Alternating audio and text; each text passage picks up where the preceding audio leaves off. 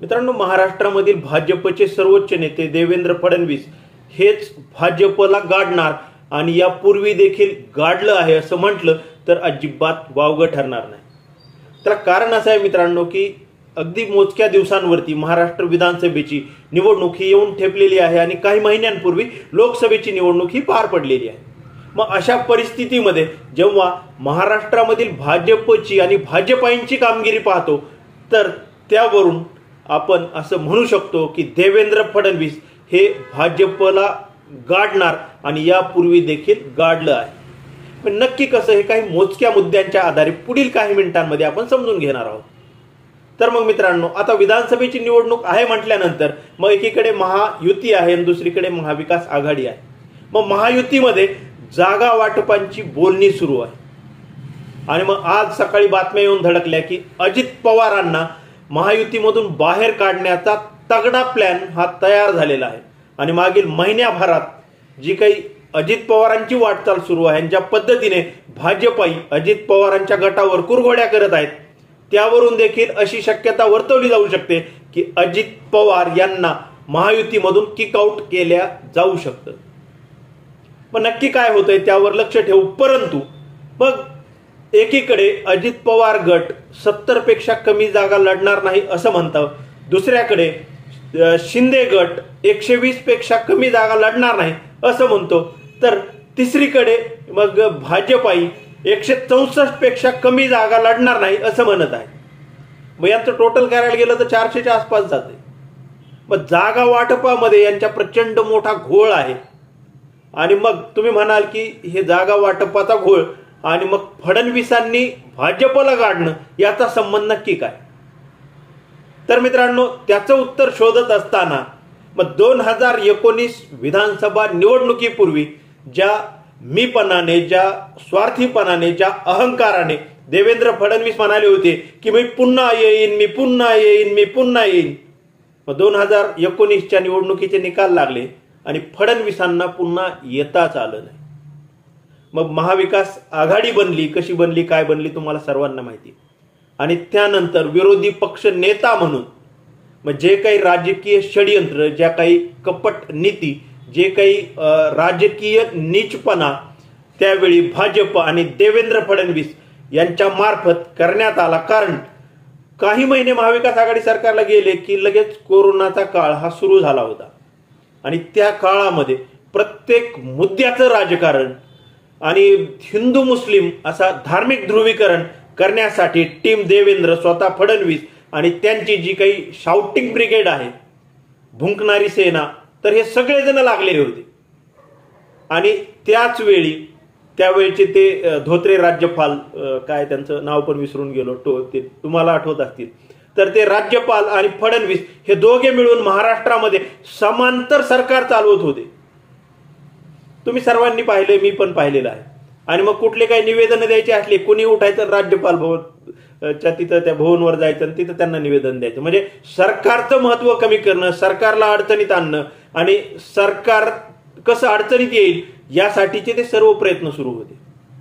आणि मग त्याच काळामध्ये किरीट सोमय्याच्या मार्फत मग शिंदे गटामधील आत्ताचे जे आमदार खासदार आणि माजी आमदार खासदार आहेत, यांच्यामधील डझन भरापेक्षा जास्त लोकांवरती यांनीच घोटाळ्यांचे आरोप केले होते.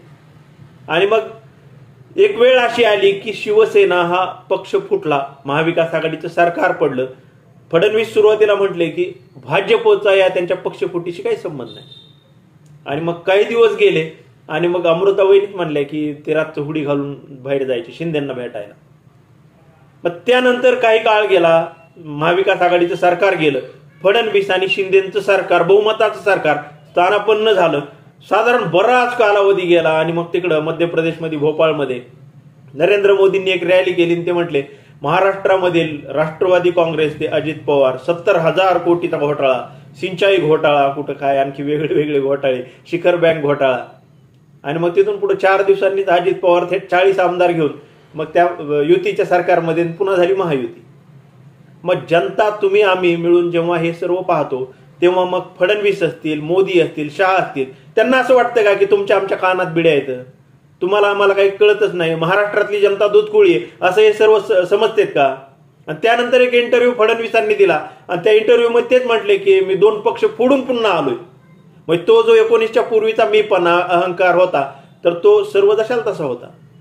आणि या सर्व गोष्टींमुळं म्हणजे कथनी आणि करणीमधील फरक आणि त्यांचे जे काही रात्रीचं खेळ चाले, रात्रीच्याला जे काही हुड्या बिड्या घालून फिरले, तर त्या सगळ्या गोष्टींवरून एक ओळ आहे मित्रांनो की उजेडात होते पुण्य, अंधारात पाप, ज्याचे त्याचे हाती आहे कर्तव्याचे माप.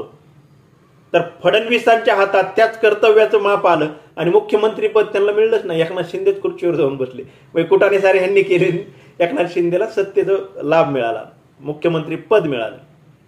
आणि मग आता विधानसभेच्या निवडणुका तोंडावर आहेत आणि मग अशा वेळी मग आता पुन्हा पहिल्या मुद्द्यावर येऊ, फडणवीस नक्की कसं गाडणार. हे सगळे कुटाने कारनामे हे जेव्हा आपण सर्व पाहतो तर त्यावेळी आता विधानसभा निवडणुकीमध्ये फडणवीस हे संपूर्ण महाराष्ट्रामध्ये त्यांचा जो काही जनाधार आहे तर या सर्व कुटाण्यांमुळे त्यांचा जनाधार हा कमी झालेला आहे, प्रचंड प्रमाणात कमी झालेला आहे. आणि मग अशा परिस्थितीमध्ये खरंच देवेंद्र फडणवीस त्यांचा चेहरा घेऊन विधानसभा निवडणुकीला सामोरे जाऊ शकतात का? तर मला नाही वाटत ते जाऊ शकतात म्हणून. अशा परिस्थितीत ते एकनाथ शिंदेचा चेहरा पुढे करणार आहेत का? तर एकनाथ शिंदेलाही ते मुख्यमंत्री होऊन देणार नाही. अजित पवारांना तर किक आउट करायची तयारी झाली.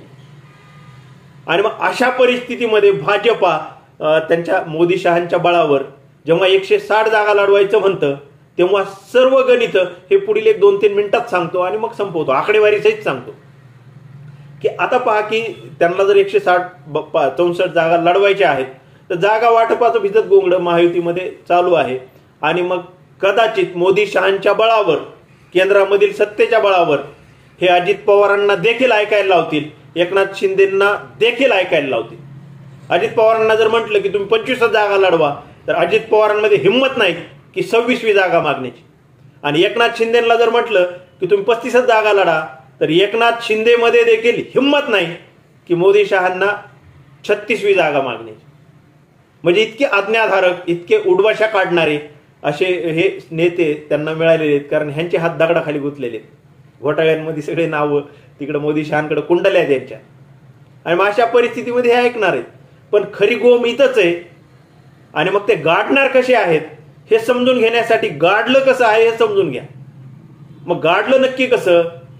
तर महाराष्ट्रामध्ये सर्वे केले, म्हणले 40+ येणार, 45+ येणार. महायुती म्हटले होते ना, तुम्हाला मला चांगलं आठवतंय.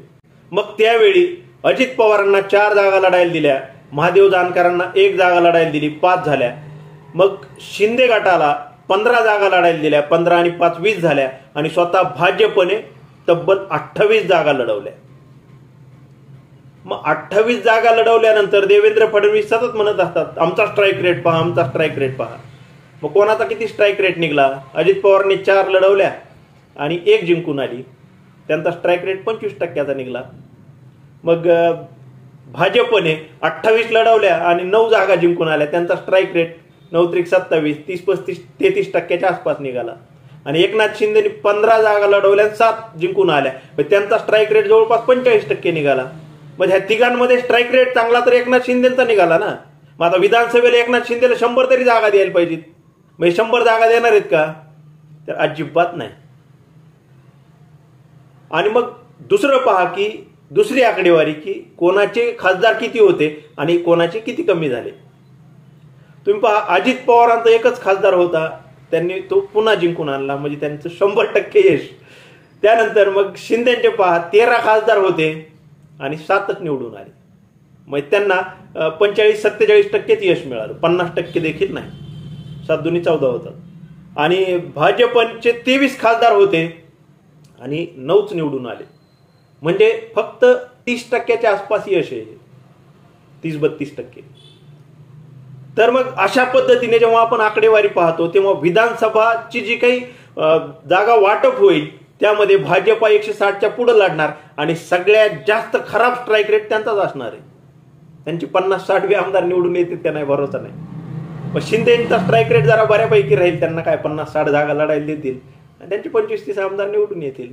अजितदादांना त्यांच्यापेक्षा कमी देतील आणि अजितदादांचाही बऱ्यापैकी स्ट्राईक रेट राहील आणि हे तिघं मिळून 100च्या आतच राहणार आहेत. आणि मग आता प्रश्न उरतो की फडणवीसांच्या चेहऱ्यावर जर महाराष्ट्रामध्ये मतदान होणार नसेल तर मग महाराष्ट्र भाजपा नक्की कोणाच्या चेहऱ्यावर मतदान मिळवणार? कारण नड्डांच्या चेहऱ्यावर मतं मिळत नाहीत आणि मोदींचा चेहरा हा हुकमी एक्का होता पूर्वी 14ला 19ला. मोदी जिथं सभा घेणार तिथं उमेदवार निवडून येणार हे गणित ठरलेलं होतं. अनेक उमेदवार मोदींच्या सभांसाठी फिल्डिंग लावून बसायचे आणि मग मोदींची सभा म्हणजे विजय पक्का हे गणित ठरलेलं होतं. लोकसभा निवडणुकीच्या वेळी आत्ताच्या झालेल्या 18 सभा मोदींनी घेतल्या, 25 उमेदवारांचा प्रचार केला आणि त्या 25 पैकी 21 उमेदवार हे पराभूत झालेले आहेत.